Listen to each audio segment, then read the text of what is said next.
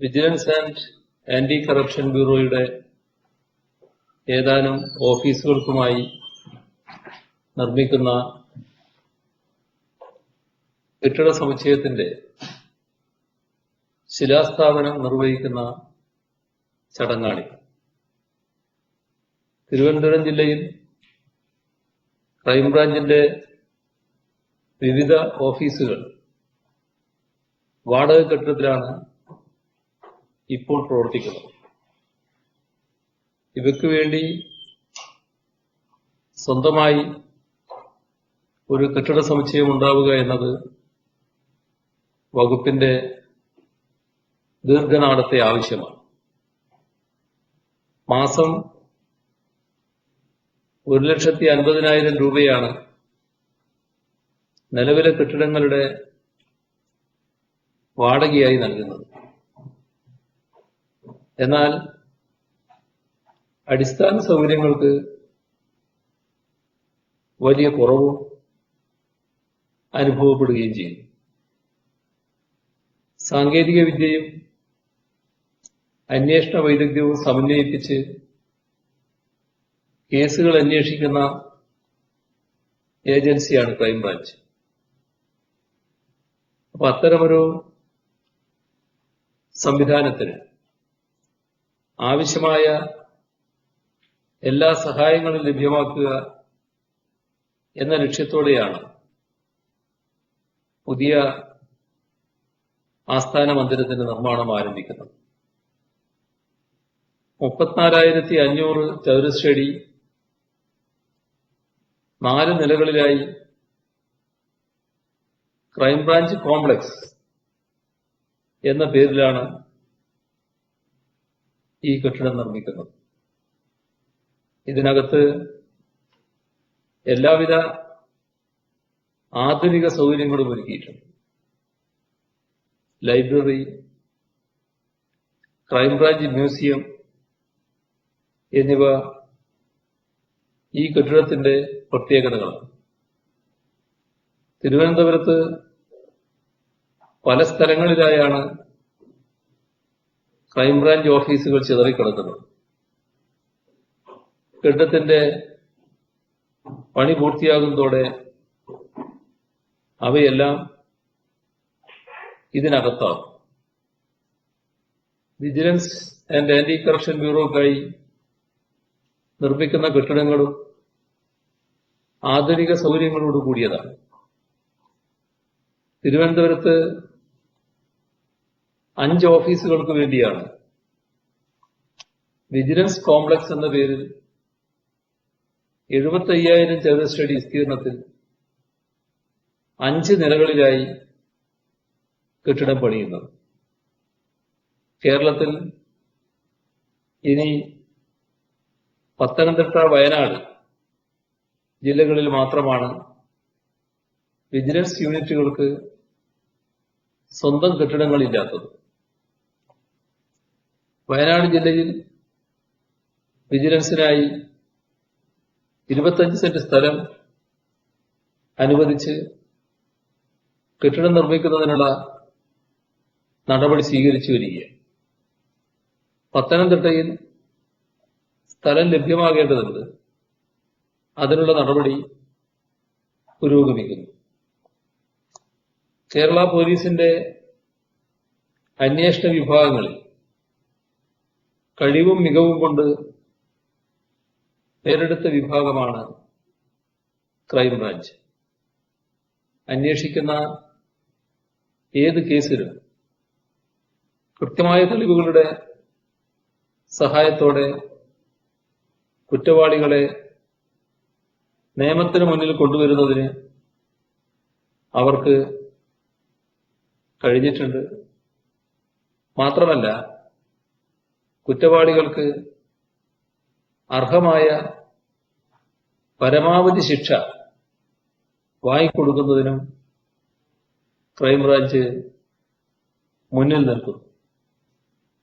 വിവാദമാകുന്ന പല കേസുകളിലും ബഹുജനം ക്രൈംബ്രാഞ്ച് അന്വേഷണം ആവശ്യപ്പെടാറുണ്ട്. വിവിധ കാരണങ്ങളാൽ സർക്കാർ തന്നെ പല കേസുകളിലും അന്വേഷണം ക്രൈംബ്രാഞ്ചിന് നൽകാറുമുണ്ട്. ക്രൈംബ്രാഞ്ചിന്റെ ജനസമ്മതിയാണ് ഇത് കാണിക്കുന്നത്. കഴിവും ആത്മാർത്ഥതയും അർപ്പണബോധവുമുള്ള ഉദ്യോഗസ്ഥരാണ് ക്രൈംബ്രാഞ്ചിന്റെ വിജയത്തിന് പിന്നിൽ.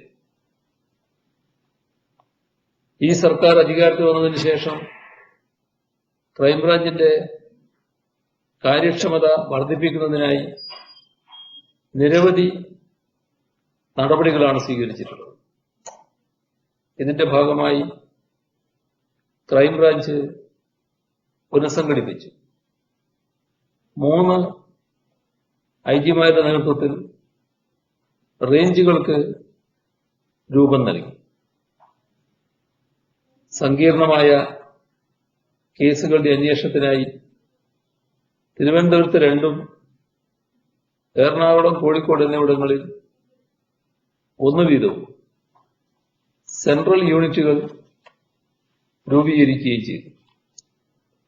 അന്വേഷണ മികവും കഴിവും മാത്രമാണ് ക്രൈംബ്രാഞ്ചിലെ നിയമനത്തിനുള്ള മാനദണ്ഡം.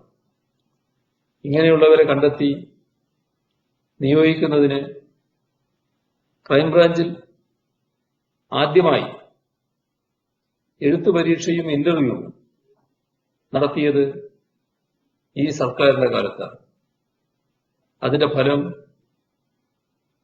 കണ്ടു തുടങ്ങി എന്നാണ് ക്രൈംബ്രാഞ്ച് അന്വേഷണത്തിലുള്ള കേസുകളുടെ പുരോഗതി സൂചിപ്പിക്കുന്നത്.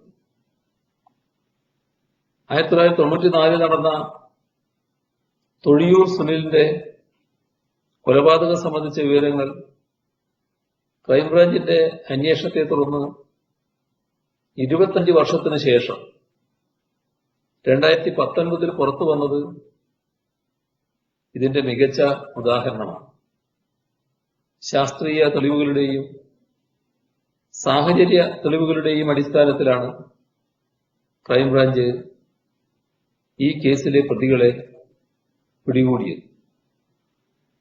ഏകദേശം 20 കിലോഗ്രാം സ്വർണം കവർ ചെയ്യപ്പെട്ട വിനാനിപുരം സ്വർണ്ണ കവർച്ച കേസ് ശാസ്ത്രീയമായി അന്വേഷിച്ച് കുറ്റക്കാരെ കണ്ടെത്തിയതും സ്വർണം വീണ്ടെടുത്തതും ക്രൈംബ്രാഞ്ച് തന്നെ.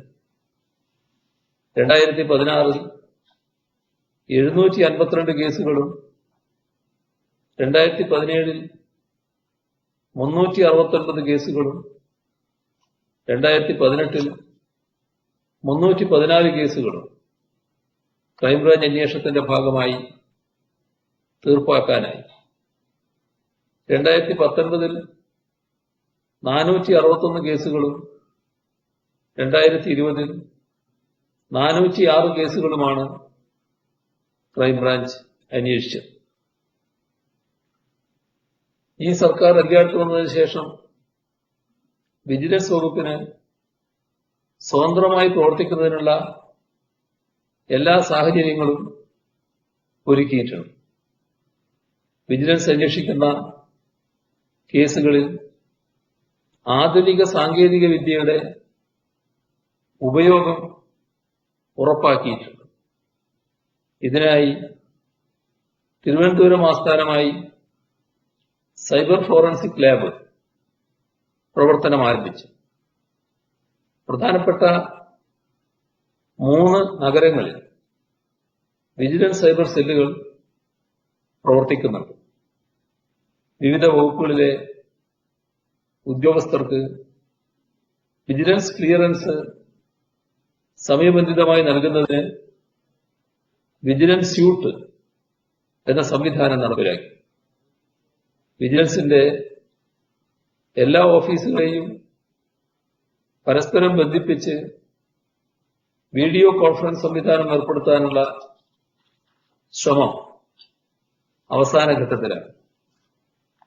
വിജിലൻസിന്റെ കാര്യക്ഷമമായ പ്രവർത്തനങ്ങളെ തുടർന്ന് കഴിഞ്ഞ 4.5 വർഷമായി സംസ്ഥാനത്ത് അഴിമതി വളരെയേറെ കുറച്ചു കൊണ്ടുവരാൻ കഴിഞ്ഞു. ട്രാൻസ്പെറൻസി ഇന്റർനാഷണൽ എന്ന സംഘടന ഒരു പഠനം നടത്തുകയുണ്ടായി.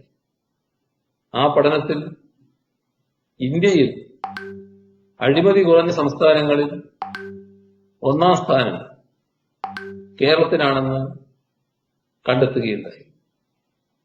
നമ്മുടെ സംസ്ഥാനത്ത് നിന്ന് സർവേയിൽ പങ്കെടുത്ത 99% പേരും കൈക്കൂലി നൽകാതെ തന്നെയാണ് സർക്കാർ സേവനം ലഭിച്ചതായി പറഞ്ഞതെന്ന് ഈ പഠനം വ്യക്തമാക്കുന്നു.